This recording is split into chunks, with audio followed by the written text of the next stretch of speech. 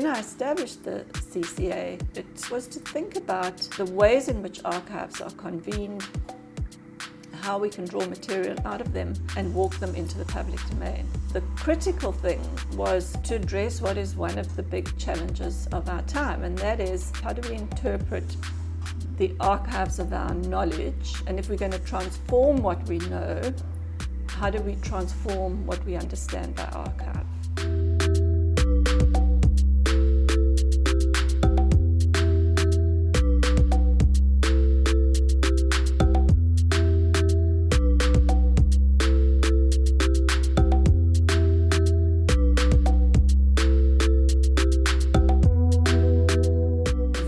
Project was the digitizing of the Blake and Lloyd collection. All sorts of archival material existed about the first inhabitants of the country that never made it into any exhibit. The areas of display and the areas of storage were two separate domains.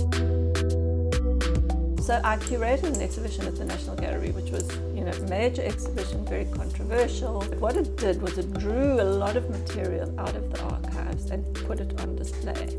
And that really, I suppose, was the beginning of the Centre for Curating the Archive.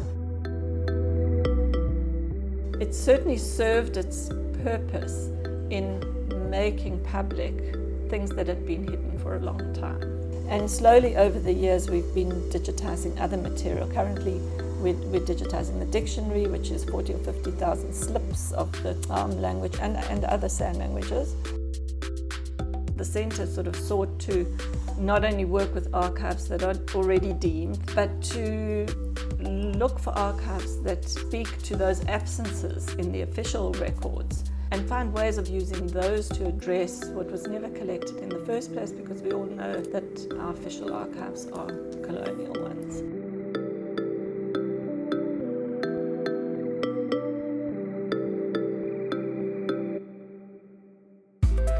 Part of the funding that we've raised has been to bring fellows into the centre, and that's been very enriching because we've been able to draw in people working on a wide range of projects and give them the space to complete a project.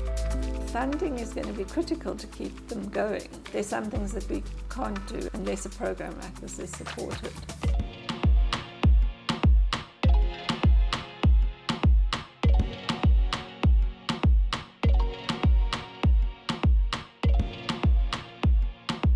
I went off to do a master's degree at Centre for African Studies, which really broadened my ideas about representations of Africa and why the creative project is so important in how we rethink Africa. Curation is deeply intellectual exercise. It is nuanced, it is multi-layered, and it forces the student and the practitioner and those of us involved in the teaching of it to constantly shift and change. It allows for multiple dynamic interactions and ways of being and knowing. So that very first project that I was allowed to run with looked at the clothing and textile industry in Cape Town, and it was a project called Spring Queen, which is a pageant of local women of the industry. This is a project that's probably 6-7 years in the making that has developed into scores of scholarships. The support that the CCA offered me was also mentorship. I needed to learn how to craft research proposals, how to bring the energy around a project to a place like Michaela's. I was drawn to those stories and archives and narratives that sit on the edge. The questions of the past, for me, are not located in the past. It is inscribed in every essence of our being, particularly in a country such as South Africa that is sitting on so many fault lines and is struggling with how to make sense of its past. I saw it as a scholarly endeavour that I could conceptualize and work with film really as a research project. These films continue to be screened around the world, and none of that would have been possible without me being at the CCA.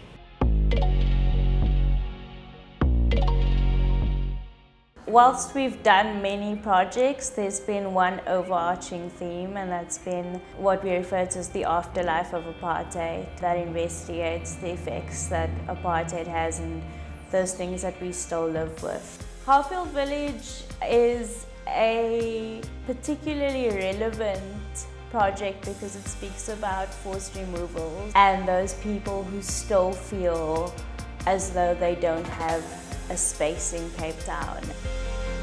There are people who cannot return there because of the pain. But it's been amazing. We've been able to, in many ways, bring that community back together as much as we can through workshops and reunions. We hope that it can, in some small way, piece together the community again.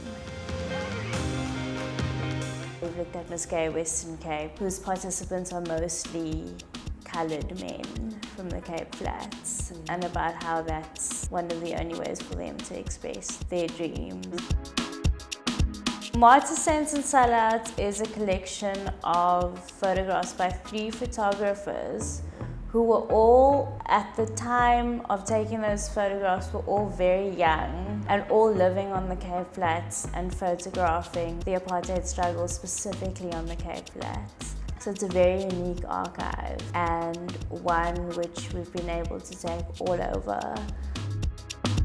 I hope that through these projects I've helped to make a small difference in the world.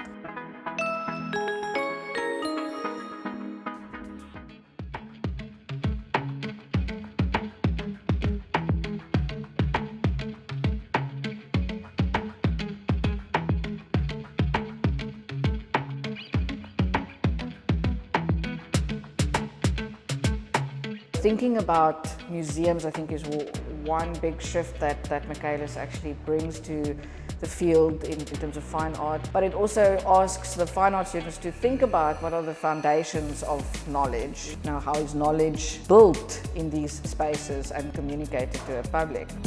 Now we're focused a lot more on the practical side, where students are getting training not just in software, using real virtual environments. But it's much more about that practical process of making things. So it's very much about what making an exhibition means in relation to South African identity and cultural histories, which is different to a sort of much broader view of curatorship all across the world. The new media of the moment is curatorship. It's certainly a field in which everybody is interested in at the moment. I mean, I think this is the focus of contemporary art practice. I think the strength of this project is a partnership between UCT and EASY.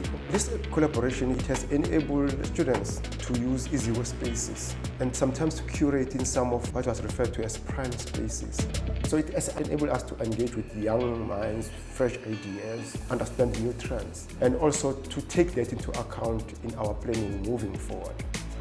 I wasn't censored in the program. I was able to critique as much as I wanted to. So having had access to different curators who've worked in the space in different fields within curatorship was important in giving that holistic kind of view of what to expect as a curator. There aren't very many curatorship programs in the country. We've been able to advertise more widely and the course has built up a name for itself, so we get a more diverse group, and the more people we have from different backgrounds and different disciplines, the better the discussions are between the students.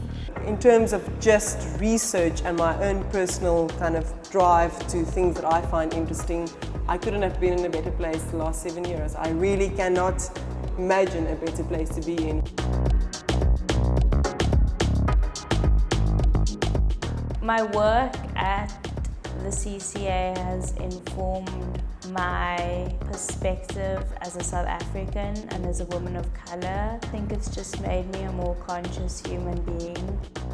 The creative project that is situated on this campus is such an important one. I believe that this campus is the leader, certainly in South Africa and arguably on the continent, in producing the kinds of creative and scholarly knowledge that will make a difference.